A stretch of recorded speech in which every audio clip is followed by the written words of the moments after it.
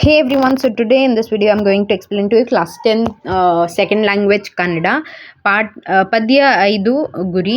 It's written by M. Gopal Krishna Adiga. He was born in the year 1918 in Udupi Jilleya Kundapur. ಕೃತಿಗಳು ಭಾವತರಂಗ, ಭೂಮಿ ಗೀತೆ, ಆಕಾಶದೀಪ and many more. They're there mentioned in the textbook.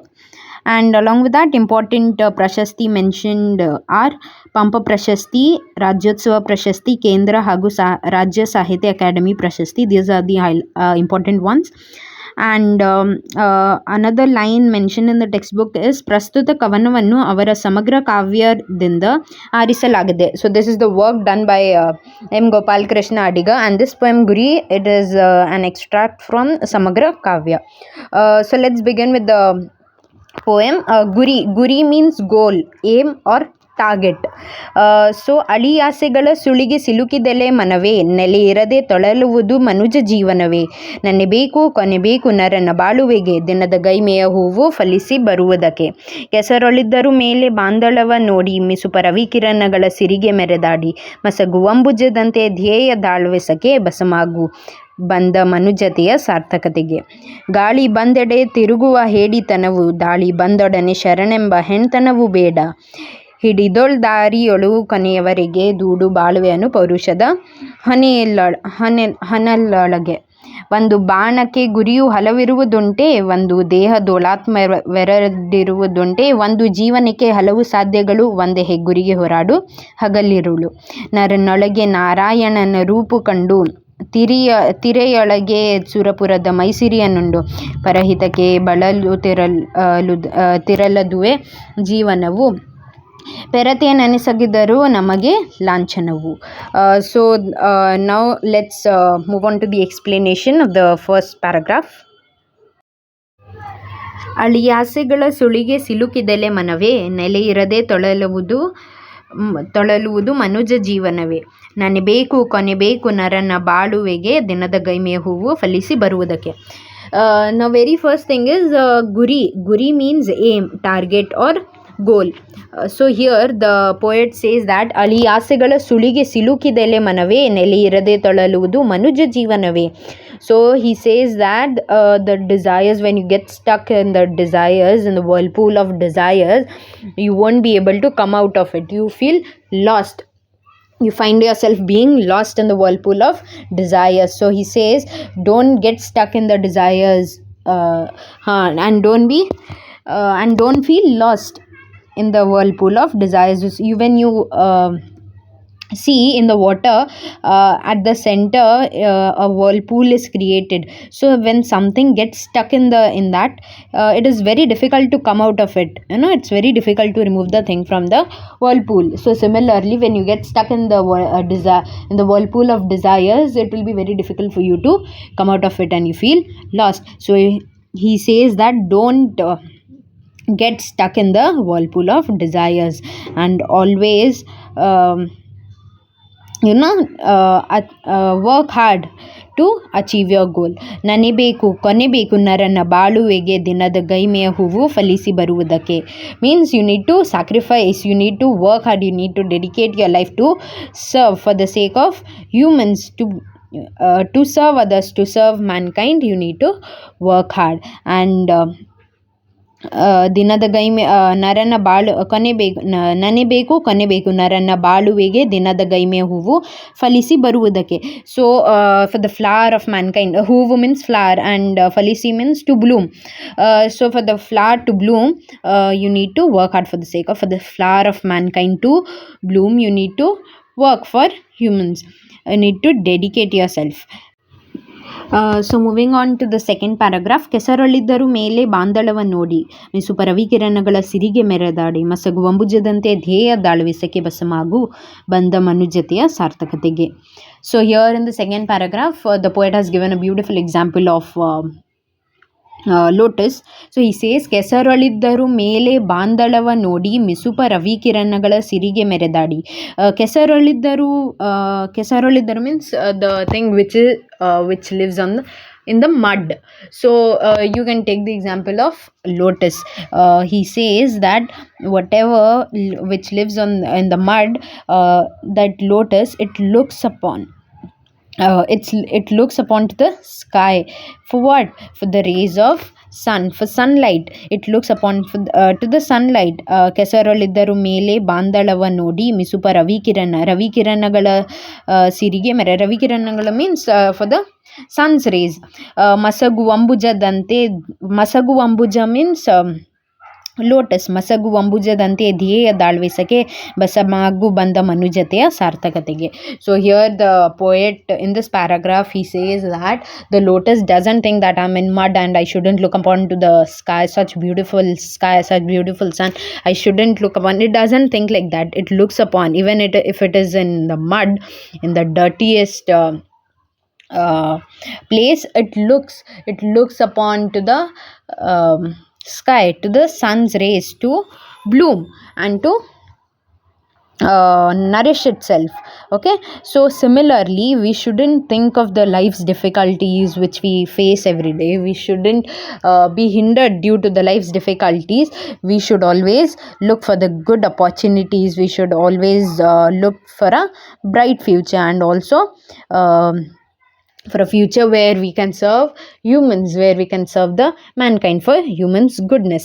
Okay, so this was where the poet gave the example of lotus, saying that lotus, even though being in the mud, it doesn't feel discouraged and doesn't look upon to the sky.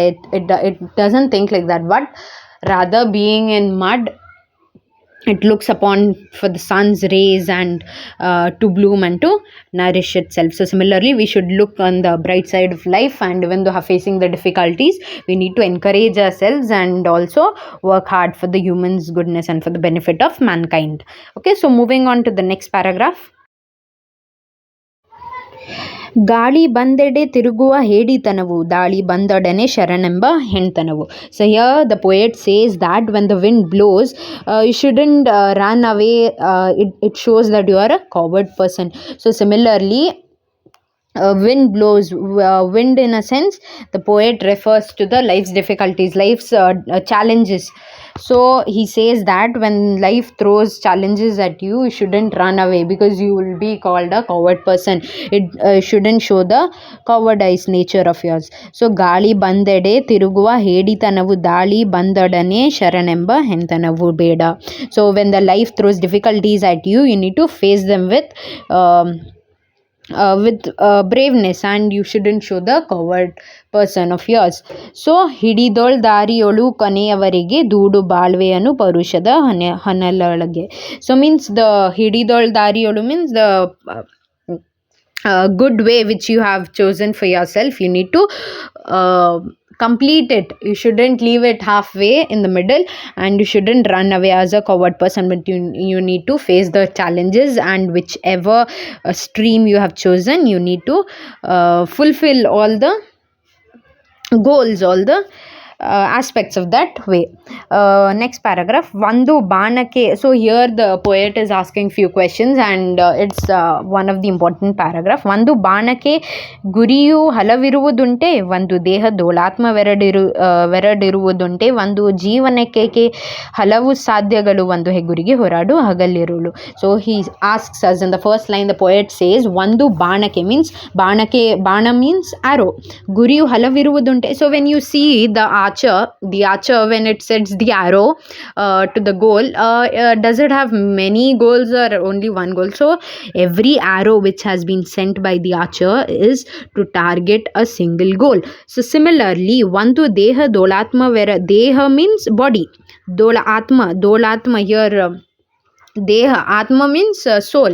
So all of us, we humans, we have a single soul. Every body has a single soul. None body can have two souls in our single body.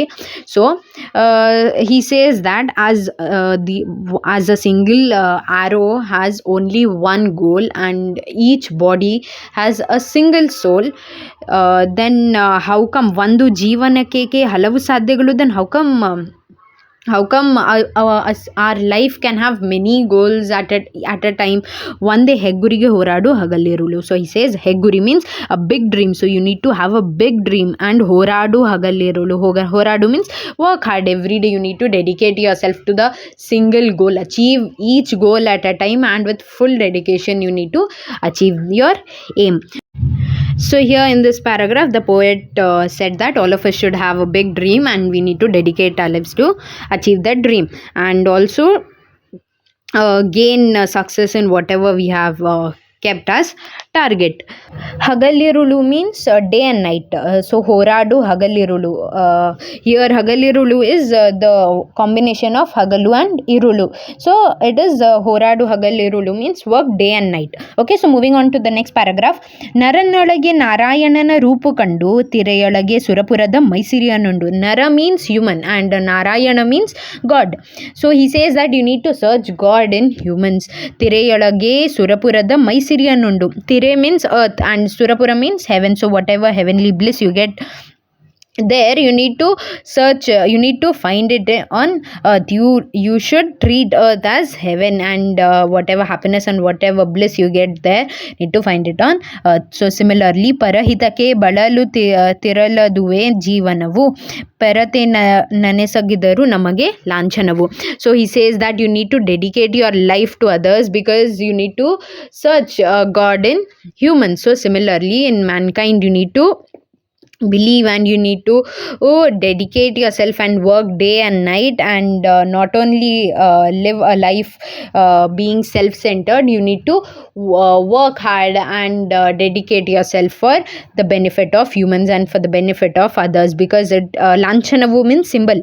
Lanchanavu means symbol. Okay, so it will serve as a symbol of mankind. So here, and this was a beautiful poem written by Gopal Krishna Adiga, and the summary was that you need to work hard day and night, and two beautiful personified lines which has been given by M. Gopal Krishna Adiga was one was of lotus looking upon to the sky for the sun's rays, and also the wind which blows as life's difficulty. So we need to face the challenges with courage. Okay, so this was all about the poem Guri. So if you have understood the poem, do hit the like button, and also share with your friends to help them too.